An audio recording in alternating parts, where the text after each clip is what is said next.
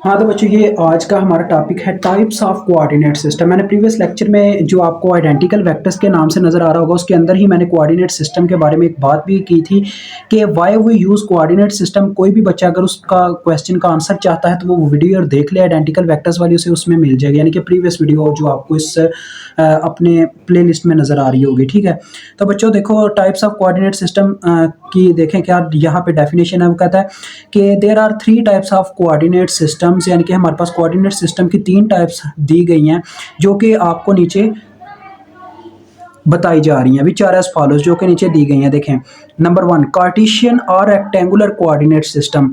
अब देखो बच्चों कार्टेशियन और रेक्टेंगुलर कोऑर्डिनेट सिस्टम एक होता है हमारे पास, दूसरा होता है सिलेंड्रिकल कोऑर्डिनेट सिस्टम और एक होता है स्फेरिकल कोऑर्डिनेट सिस्टम। तो इनके अंदर ना एक चीज़ याद रखना बच्चों, वन बाय वन हमने सबको स्टडी करना है। कार्टेशियन, सिलेंड्रिकल और स्फेरिकल, इन सब में बच्चों पता क्या क्या आप पढ़ोगे, एक तो इनके एक्सिस क्या होते हैं, दूसरे नंबर पे इनकी डिफरेंशियल लेंथ्स क्या बनती हैं, उसके बाद इनका डिफरेंशियल वॉल्यूम क्या बनता है। ये तीन चीज़ें आप इसमें स्टडी करोगे। ठीक है, तो चलें अभी हम कार्टेशियन को स्टडी करना स्टार्ट करते हैं, क्योंकि इस वीडियो में हमने कार्टेशियन ही स्टडी करना है। तो हाँ तो बच्चों ये मैंने हेडिंग दे दी है। ठीक है जी, ये आपके सामने ही सारा इंट्रोड्यूस करवाऊंगा। देखो कार्टेशियन और रेक्टेंगुलर, यानी कि ये एक रेक्टेंगल के बारे में है कोऑर्डिनेट सिस्टम, यानी कि हम एक रेक्टेंगल के अंदर कैसे मेजरमेंट्स कर सकते हैं। ठीक है बच्चों, तो देखो बच्चों इसके अंदर लिमिट्स भी आएंगी, सब कुछ आएगा। देखो इसके अंदर जो भी एक रेक्टेंगल होती है ना बच्चों, अगर ये हमारे पास एक रेक्टेंगल दे दी गई है, ये एक रेक्टेंगल है, कभी कभार रेक्टेंगल क्लोज्ड भी होती है और कभी कभार हमारे पास कह लें कि ओपन भी होती है, बहुत डिफरेंस है, लेकिन मैं आपको बताऊंगा। देखें अगर इसमें मुझे कोई भी पॉइंट दे दिया जाता है, उसकी मेजरमेंट्स करो, कहीं पे भी एक कोई पॉइंट दे दिया जाता है, फॉर एग्जांपल ये मुझे पॉइंट दे दिया गया इस रेक्टेंगल के अंदर, ये एक रेक्टेंगल है। ठीक है, इसकी लेंथ है, विड्थ है, इतना तो आप जानते ही होंगे यार, इतना मुझे अब इतना भी गहराई में नहीं जाना पड़े, ये इतना याद रखना, ये ना हो कि आप मुझे ज़्यादा ही गहराई में डाल दो कि सर हर एक चीज़ ही बताएं मुझे।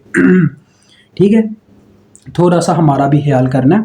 तो देखें अगर इस पॉइंट्स की मुझे मेजरमेंट्स करनी पड़े ना, तो देखो बच्चों एक तो इसमें आ जाएगा एक्स एक्सिस, यानी कि मैं देखूंगा, ये देखो ये लेंथ बनती है तो इसमें आ जाता है एक्स एक्सिस। ठीक है, एक तो मैं देखूंगा एक्स एक्सिस के लिहाज से ये कितनी वैल्यू रखता है, फिर मैं देखूंगा ये पॉइंट जो है वाई एक्सिस के लिहाज से कितना आया। ठीक है, वाई, और तीसरा इसका पॉइंट होता है जी एक्सिस, जो हम इस तरह से खींचते हैं इस तरफ। जी एक्सिस आपको पता है बच्चों, ये तीनों के तीनों एक दूसरे के परपेंडिकुलर है, 90 डिग्री पे है। क्यों? क्योंकि देखो एक्स एक्सिस के बिल्कुल परपेंडिकुलर पे वाई एक्सिस होता है, और ये जो जी एक्सिस होता है ना, या तो ये इनटू द पेज होता है या आउट ऑफ द पेज होता है, यानी कि ये थ्री डायमेंशनल में अगर देखा जाए ना, या तो जी एक्सिस ऐसे ऊपर खड़ा होगा, यानी कि इस तरह से, जैसे ये पेंसिल आपको खड़ी नजर आ रही है, ठीक है, इस तरह से, या ये अंदर की तरफ ऐसे होगा, मतलब कि उल्टा, यानी कि इसके ऊपर ऐसे वाई एक्सिस ऐसे लगा होगा और एक्स एक्सिस सामने की तरफ। तो ये सारे के सारे 90 डिग्री के फेस पे होते हैं, यानी कि इनका अगर फेस शिफ्ट है, यहाँ पे आप लिख सकते हो कि their phase shift is 90 degree, यानी कि इन तीनों में 90 डिग्री का फेस शिफ्ट होता है। ठीक है बच्चों, उसके बाद बच्चों अब हम बात करें, अब यहाँ पे आपने लिखना भी है कि x y and z are three axis of Cartesian rectangular coordinate system. ठीक है, ये लिखना है आपने, आप इसमें ये चीज़ ऐड कर सकते हैं, आर थ्री एक्सिस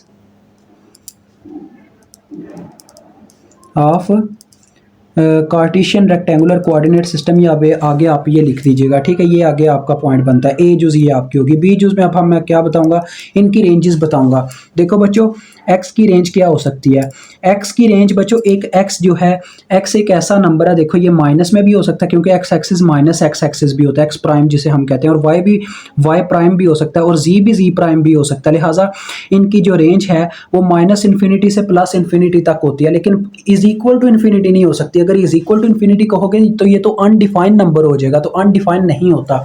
तो लिहाजा हम कहेंगे कि जो एक्स एक्सिस है वो कह लें कि माइनस इन्फिनिटी से, इस तरह से रेंज लिखी जाती है, माइनस इन्फिनिटी से छोटा है। ठीक है, माइनस इन्फिनिटी से छोटा है, समझ रहे हो ना मेरी बात, या मैं उल्टा लिख गया हूँ? हाँ बच्चों ये मैं उल्टा लिख रहा हूँ, मुझे लग रहा है मैं उल्टा लिख रहा हूँ। क्यों? क्योंकि देखो अगर इसको मैं ये साइन दूँ ना, तो इस लिहाज से माइनस इन्फिनिटी से छोटा, यानी कि ये माइनस इन्फिनिटी से भी एक कदम आगे जा रहा है, यानी कि इन्फिनिटी से भी एक कदम आगे गया, ये तो काम ही उल्टा हो गया। ये इस तरह से नहीं लिखा जाएगा, ये इस तरह से आएगा। देखो x is greater than minus infinity, ये आएगा, और लेस देन इन्फिनिटी, इस तरह से रेंज होती है। ये अब मुझे समझ आई है। तो देखो बच्चों एक्स की रेंज क्या है, ये माइनस इन्फिनिटी से छोटा होता है, मतलब कि माइनस इन्फिनिटी से इसकी जो सॉरी माइनस इन्फिनिटी से बड़ा होता है। यानी कि इसकी वैल्यू कह लें, अगर लास्ट नंबर कह लें -77777, पता नहीं क्या बनता है नंबर, हमें पता ही नहीं होता, लेकिन कह लो कोई भी इसकी अगर मतलब रेंज बनती है, जो भी बनती है, ये माइनस इन्फिनिटी से बड़ा है और इन्फिनिटी से छोटा है, ठीक है। यानी कि ये इसके इक्वल नहीं है। इसी तरह से वाई की भी यही रेंज बनेगी। वाई की रेंज आएगी, देखें, is less than infinity and greater than minus infinity. ऐसे ही आप जी की भी लिख देंगे, less than infinity and greater than minus infinity. तो ये तीनों की रेंज आ गई। अब बच्चों रेंजेस की भी बात हो गई, उसके बाद बात आ जाती है इनकी डिफरेंशियल लेंथ की। डिफरेंशियल लेंथ में बच्चों क्या होता है, हमने देखना होता है, यानी कि क्या है कि अगर हम दो पॉइंट्स के दरमियान डिफरेंस चेक करना चाहते हैं, यानी देखो पहले ये पॉइंट यहाँ पे था, फिर फॉर एग्जांपल यहाँ पे शिफ्ट हो गया, फिर यहाँ पे शिफ्ट हो गया, तो एक डिफरेंस क्रिएट हो रहा है। एक्स एक्सिस में भी डिफरेंस आया होगा, यानी कि एक्स के लिहाज से भी कोई डिफरेंस आया होगा इस पॉइंट पे। देखें आगे एक्स की वैल्यू फॉर एग्जांपल यहाँ पे 1 थी, अगर देखा जाए मिसाल के तौर पे ले लो, एक्स की वैल्यू 1 थी, वाई की वैल्यू यहाँ पे भी 1 थी, और जी की वैल्यू कह लें 2 थी या 3 थी। लेकिन इस पॉइंट पे एक्स की वैल्यू क्या हो गई, 3 हो गई, 4 हो गई, ठीक है, और वाई की वैल्यू 2 हो गई, ठीक है, और जी की वैल्यू भी कुछ और हो गई, यानी कि इनकी वैल्यू में चेंज आया। लेकिन देखें एक्स वाई और जी ये तीनों एक दूसरे पे डिपेंड नहीं करते। इन सब एक्सेस की वैल्यू अपने लिहाज से इंडिपेंडेंट है, यानी कि ये एक दूसरे पे डिपेंड नहीं करते। लिहाजा इन सब का जो डिफरेंशियल लेंथ होगी वो हमारे पास बराबर होगी बच्चों डी ऑफ एक्स, एक्स की डी ऑफ एक्स होगी, और वाई की होगी डी ऑफ वाई, और जी की होगी हमारे पास है डी ऑफ जी। ठीक हो गया बच्चों, ये होगा हमारे पास इसका फार्मूला। तो बच्चों इस चीज़ के बाद मुझे अब बस आपको तीन चीज़ें और बतानी है। एक डिफरेंशियल लेंथ, यानी कि ये तो अभी डिफरेंशियल, इनमें डिफरेंशियल चेंज आया, डिफरेंशियल आया एक्सिस के लिहाज से इनके अंदर। अब डिफरेंशियल लेंथ के बारे में मुझे बताना है आपको, और डिफरेंशियल वॉल्यूम के बारे में बताना है, यानी कि जब वॉल्यूम में इसका डी ऑफ वी क्या होता है, और उसके बाद मुझे आपको बताना है कि इसका surface area, differential surface area क्या होता है, ठीक है। तो इसकी देखें D juice, differential length D of L बच्चों, यानी कि देखो अगर लेंथ में चेंज आएगा तो उसका क्या मतलब है, लेंथ में उस वक्त ही चेंज आ सकता है ना, यानी कोई भी पॉइंट जो है वो ओरिजिन से उस वक्त ही दूर होता है जब उसके एक्स एक्सिस में, वाई एक्सिस में और जी एक्सिस में वैल्यूज में चेंज आता है। तो डिफरेंशियल लेंथ आपकी बराबर होती है d of x plus d of y plus d of z के, ये इसका फार्मूला होता है, ठीक है बच्चों।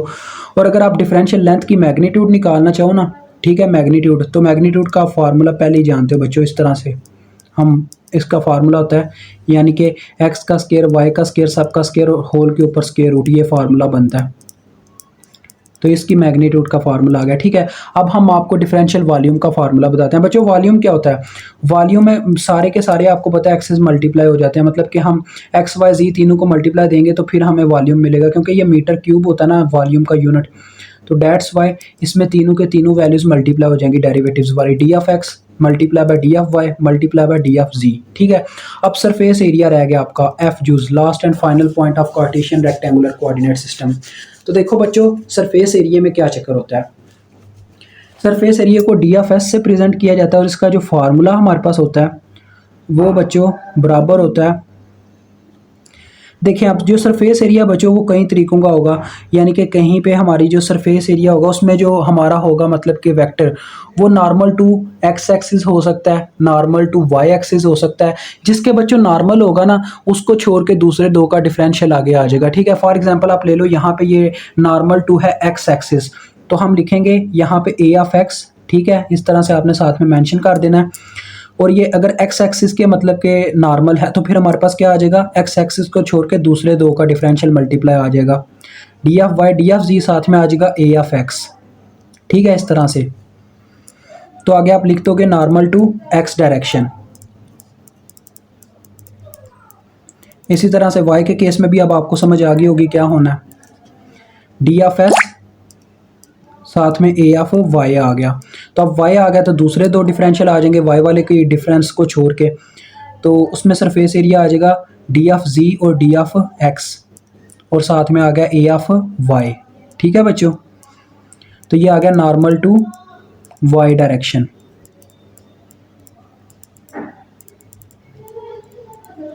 इसी तरह से आपके पास जब सरफेस एरिया आप निकालना चाहते हो ए ऑफ जी का, यानी कि जी की डायरेक्शन में, तो फिर आपके पास जी वाली डिफरेंशियल को छोड़ के दूसरे दो आ जाएंगे, d of x, d of y, और साथ में इसका ये यूनिट वेक्टर है बच्चों। ये जो चीज़ यहाँ पे मैं लगा रहा हूँ ये यूनिट वेक्टर को प्रेजेंट कर रहा है, a of x, a of y, a of z, ये तीनों के तीनों यूनिट वेक्टर हैं। आपको पता है, मैंने आपको बताया था जब हमें डायरेक्शन का नहीं पता होता तो मैग्नीट्यूड मल्टीप्लाई होती है, ये मैग्नीट्यूड आ जाएगी इन दोनों के मल्टीपल से, और ये डायरेक्शन प्रेजेंट कर देगा। यूनिट वेक्टर की आपको पता है मैग्नीट्यूड 1 होती है, तो इसके मैग्नीट्यूड से इनको फर्क नहीं पड़ेगा और दूसरा डायरेक्शन प्रेजेंट हो जाएगी जी की, ठीक है। तो ये नॉर्मल टू जी डायरेक्शन इसी वजह से आगे लिखा जा रहा है, यानी कि इसकी डायरेक्शन जो है जी की तरफ होगी, ये आगे लिखा जा रहा है, ठीक है। इसका ये मतलब है नॉर्मल टू का। तो ये आपके क्या लें कार्टेशियन का जो लेक्चर था वो मुकम्मल हो चुका है। मुझे उम्मीद है आपको समझ आ गई होगी।